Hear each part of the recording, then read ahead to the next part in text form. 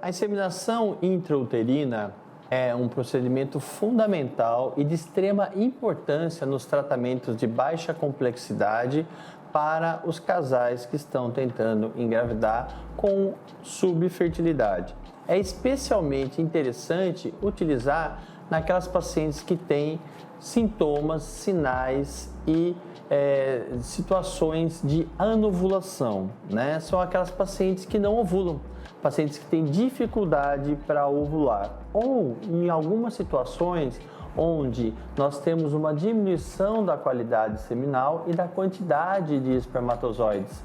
Essa é uma outra situação interessante, que são os quadros de oligospermia ou azoospermia, né? Onde nós podemos ajudar essas pacientes a engravidar, esses casais, transportando esses espermatozoides até dentro da cavidade uterina no momento ideal, quando, após o estímulo da ovulação dessa mulher, nós conseguimos aí promover a ovulação. Temos vários protocolos que podem ser utilizados, mas como é um tratamento de baixa complexidade, muitas vezes apenas utilizamos indutores por via oral, como por exemplo o letrozol e o clomifeno.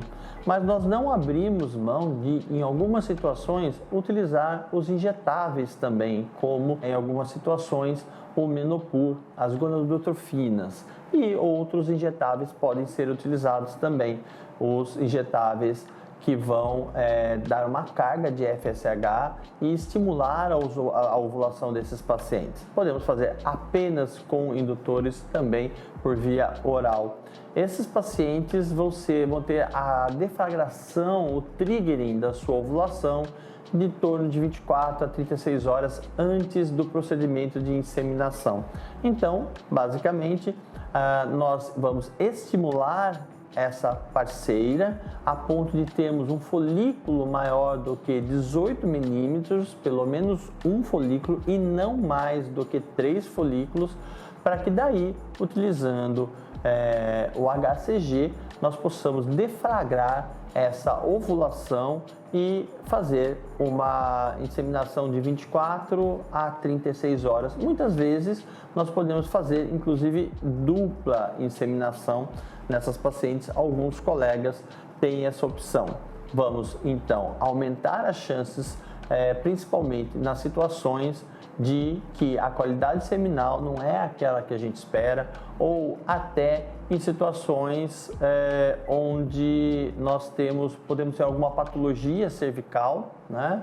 Porque vamos passar a região cervical do colo do útero.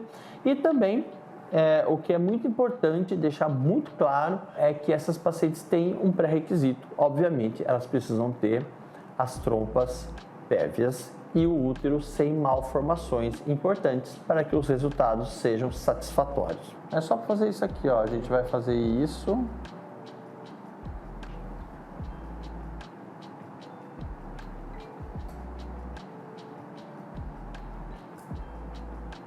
Pronto. O procedimento de inseminação não é difícil. É um procedimento que está ao alcance de todos os ginecologistas e ele é uma ferramenta importante no tratamento da baixa complexidade.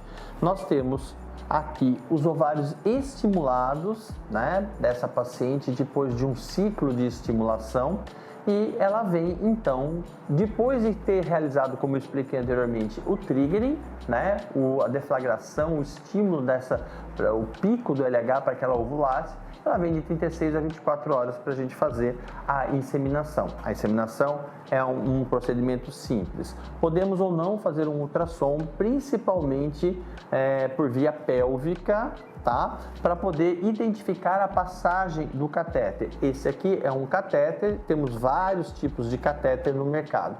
O interessante, muitas vezes, antes de aspirar o sêmen, é a gente entender se esse útero é ou não, se tem uma permeabilidade do colo do útero. Então a gente pode passar dessa forma, né, aqui, só para mostrar para vocês esse catéter, e depois que encontrou o pertuito direitinho, nós tiramos o catéter e daí sim nós vamos aspirar o conteúdo seminal que já foi processado e preparado E vocês já viram que nosso curso, como isso é feito. Então aí a gente vai aspirar, né, esse conteúdo.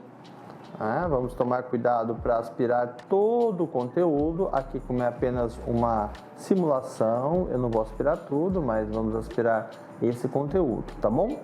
Depois nós vamos lembrar de deixar mais ou menos 1 ml de ar, né, aqui dentro da seringa, porque depois, quando eu estiver injetando o conteúdo seminal dentro do útero, eu vou conseguir que o ar empurre, né, até o final esse sêmen aqui para fora do catéter.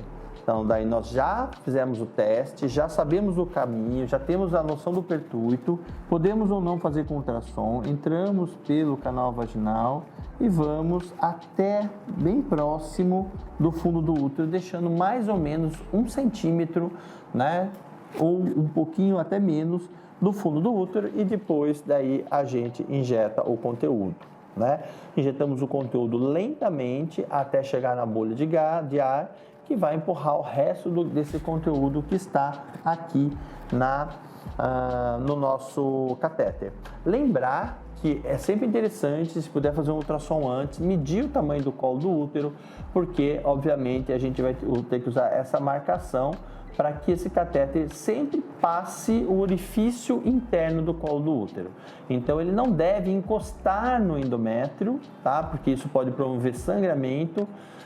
Mas se acontecer também, não é uma situação extremamente danosa, mas tem que tentar evitar, ser o mais delicado possível, introduzir até aquele ponto de marcação que você determinou e fazer a introdução bem leve e lenta desse conteúdo. Acabou de fazer, aí nós vamos tirar a seringa. Alguns colegas gostam de deixar aqui o catéter por algum tempo, tira o espéculo e deixa o catéter aqui.